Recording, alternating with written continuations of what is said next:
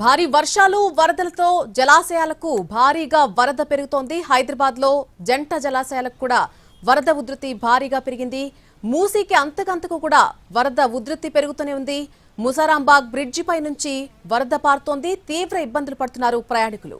మూసీ పరివాహక ప్రాంతాలను అప్రమత్తం చేసింది ప్రభుత్వం. ఇప్పటికే అన్ని జాగ్రత్తలు అవసరమైనటువంటి జాగ్రత్తలన్నీ కూడా ఇప్పటికే తీసుకోవడం జరిగింది.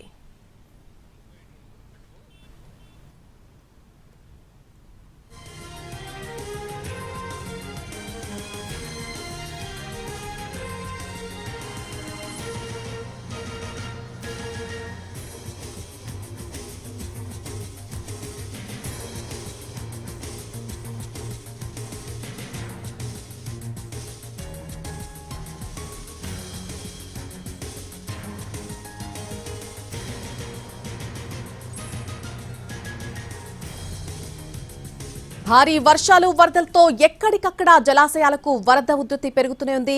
హైదరాబాద్ లో జంట జలాశయాలకు వరద ఉధృతి భారీగా పెరిగింది. మూసీకి అంతకంతకు వరద ఉధృతి పెరుగుతూనే ఉంది. ఇటు ముసారాంబాగ్ బ్రిడ్జి పై నుంచి కూడా వరద తీవ్రంగా పారుతోంది. అయితే ప్రయాణికులు దీనివల్ల తీవ్ర ఇబ్బందులు పడుతున్నారు. ఇదే అంశానికి సంబంధించి పూర్తి అప్డేట్ ముసారాంబాగ్ బ్రిడ్జి నుంచి మా ప్రతినిధి ప్రేమ్ అందిస్తారు లైవ్ లో. Prem, thank you Nalini. ఎగువ ప్రాంతాల్లో కురిసినటువంటి భారీ వర్షాలకు అటు జంట జలాశయాలు రెండు కూడా పూర్తిగా నిండుకుండలా మారాయి. ఎగువ ప్రాంతాల నుంచి వస్తున్నటువంటి భారీ వరద నీరంతా కూడా దిగువలో ఉన్నటువంటి మూసీ నదిలో కూడా నీరంతా కూడా విడుదల చేస్తున్న నేపథ్యంలో ఈ యొక్క మూసీ నది కూడా పూర్తిగా ఉధృతంగా ప్రవహిస్తున్నటువంటి పరిస్థితి కూడా కనిపిస్తుంది. సుమారుగా 12,000 క్యూసిక్ల వరద నీరు కూడా ప్రస్తుతం ఈ యొక్క మూసీలో కూడా ప్రవహిస్తున్నటువంటి పరిస్థితి. ప్రస్తుతం మనం ముసారాంబాగ్ బ్రిడ్జి దగ్గర ఉన్నటువంటి పరిస్థితిని కూడా విజువల్స్ లో చూసుకోవచ్చు. అటు ఎగువ ప్రాంతం నుంచి వస్తున్నటువంటి ఈ యొక్క భారీ వరద నీరంతా కూడా ఈ యొక్క ముసారాంబాగ్ బ్రిడ్జి పై నుంచి కూడా ఓవర్ఫ్లో అవుతున్నటువంటి పరిస్థితి కనిపిస్తుంది.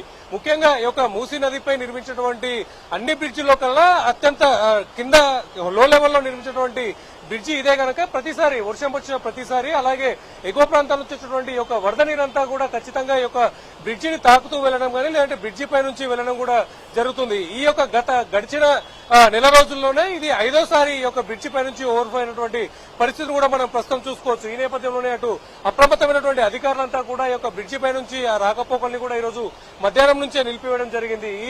ఈ నేపథ్యంలో అటు ఎగువ నుంచి వచ్చేటువంటి ట్రాఫిక్ అంతా కూడా మరొక మార్గం వైపు తరలించేటువంటి ప్రయత్నం చేసినప్పటికీ కూడా ఈ యొక్క ట్రాఫిక్ సమస్య కూడా నెలకొన్నటువంటి పరిస్థితి కనిపిస్తుంది. ముఖ్యంగా చూడొచ్చు మనం సముద్రంలో కనిపించేటటువంటి అలలు ఎలా అయితే వస్తాయో అదే మాదిరిగా కూడా ప్రస్తుతం ఈ యొక్క మూసీ నదిలో ప్రవాహంలో కూడా కనిపించేటువంటి పరిస్థితి కనిపిస్తుంది.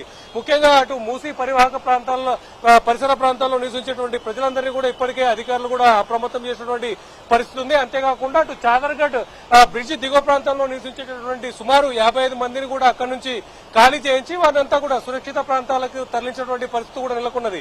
ముఖ్యంగా అయితే ఈ రోజు అలాగే రేపు 2 రోజుల పాటు భారీ వర్షాలున్న నేపథ్యంలో కూడా ఈ యొక్క అధికారులు కూడా ముందుగానే అప్రమత్తమయ్యారు. ఈ నేపథ్యంలోనే అటు ముఖ్యంగా వికారాబాద్ కావచ్చు అలాగే అనంతగిరి హిల్స్ లో కూర్చున్నటువంటి ఒక భారీ వర్షాల నేపథ్యంలో కూడా యొక్క వరద నీరంతా కూడా అటు ఉస్మాన్ సాగర్ అలాగే హిమాయత్ సాగర్ కి కూడా వచ్చి చేరుతున్న నేపథ్యంలో అక్కడ కూడా పూర్తిగా ఫుల్ ట్యాంక్ లెవెల్ ని చేరినటువంటి వరద నీరంతా కూడా దిగువ ప్రాంతానికి విడుదలవుతున్నటువంటి పరిస్థితి కనిపిస్తుంది. సుమారుగా అటు ఏదైతే ఉస్మాన్ సాగర్ కావచ్చు అలాగే హిమాయత్ సాగర్ కూడా ప్రస్తుతం 7,000 క్యూసిక్ల వరద నీరు ఒక దాంట్లోకి వస్తున్నాయి. మరొక దాంట్లోకి 6,000 క్యూసిక్ల నీరు వరద నీరు కూడా వచ్చి చేరుతున్నటువంటి పరిస్థితి కనిపిస్తుంది. ఈ నేపథ్యంలోనే అటు భారీగా గేట్లను తెరిచి అధికారులు కూడా ఆ యొక్క వరద నీటిని మొత్తం కూడా దిగువ ప్రాంతానికి విడుదల చేసినటువంటి పరిస్థితి.